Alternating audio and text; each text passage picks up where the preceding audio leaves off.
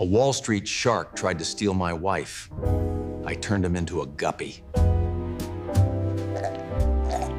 I can tell you the exact moment I realized a Wall Street shark was trying to steal my wife. It wasn't the expensive Tiffany box he sent her. It wasn't the 11 p.m. urgent work calls. It wasn't even the way he stared at her like she was something he could buy. No, it was the flicker in my wife Alice's eyes when she said his name. A flicker of discomfort. And something else she hadn't realized yet. Fear. That's when I knew this wasn't just another client. This was a predator.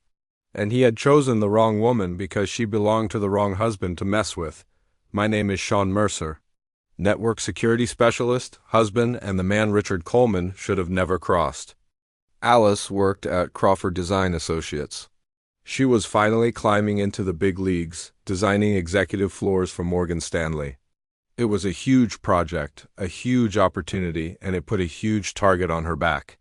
Richard Coleman's the project lead, she said one night, stirring pasta, from Blackstone. Very particular. Very intense. I asked her what she meant. She laughed and said, the kind that rejects concept boards because the energy dose and tea align with his spiritual vision. We laughed. We shouldn't have. 2 weeks later, she told me, he asked if we had an arrangement, as in marriage flexibility. I froze. I asked her what she said. That we're faithful to each other, she replied. He laughed, she added bitterly.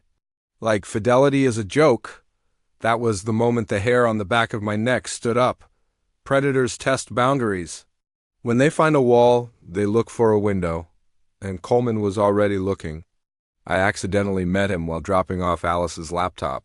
He gave me a handshake that just screamed, I am superior. He looked me up and down and said, tech support, right? In a tone meant to diminish me. Network security, I corrected.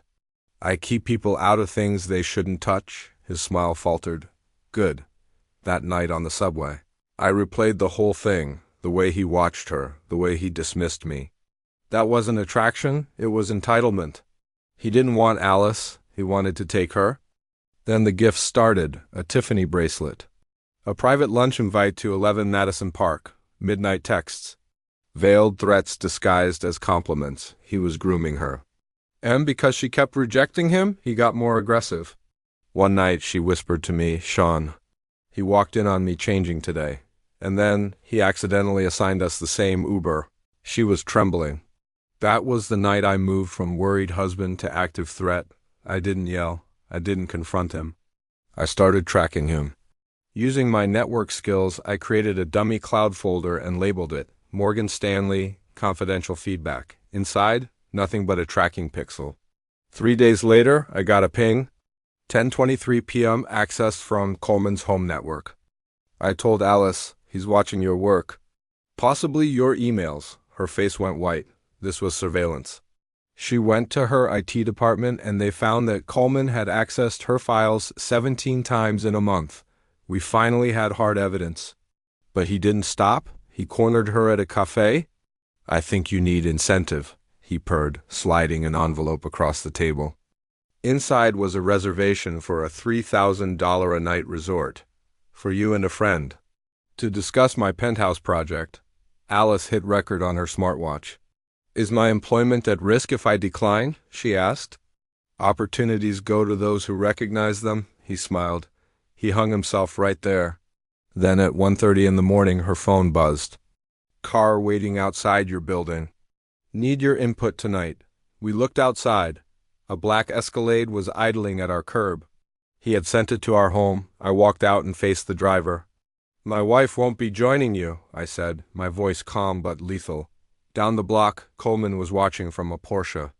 We locked eyes. He finally understood. I wasn't intimidated. I was preparing. With help from a hacker friend, we uncovered Coleman's real weakness. He was drowning in debt.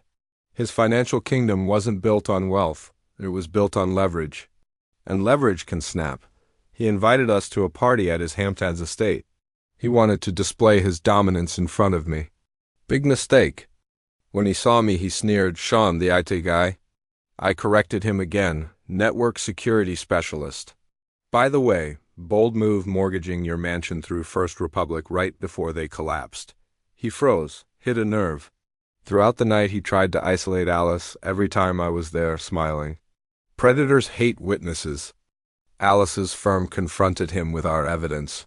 We anonymously emailed every executive at Blackstone and Morgan Stanley. Audio clips, harassment patterns, financial irregularities. The subject line read, Richard Coleman, risk assessment. He was pulled off stage at a conference. Removed from the Blackstone website by 5 p.m., his reputation, vaporized, his empire, gone. He ended up at a small firm in Chicago, driving a Honda, a shark without fins. Alice was promoted to senior designer. I doubled my salary at a cybersecurity firm. Sometimes we sit on our balcony looking at the skyline where Coleman's world used to be. Do you think he learned anything? She asked once. No, I said. Men like him don't learn, I pulled her close. But he learned one thing, I added. We aren't prey, she smiled. No, we're the sharks now.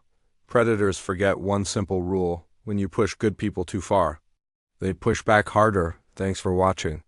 If you enjoyed this story, don't forget to like and subscribe for more.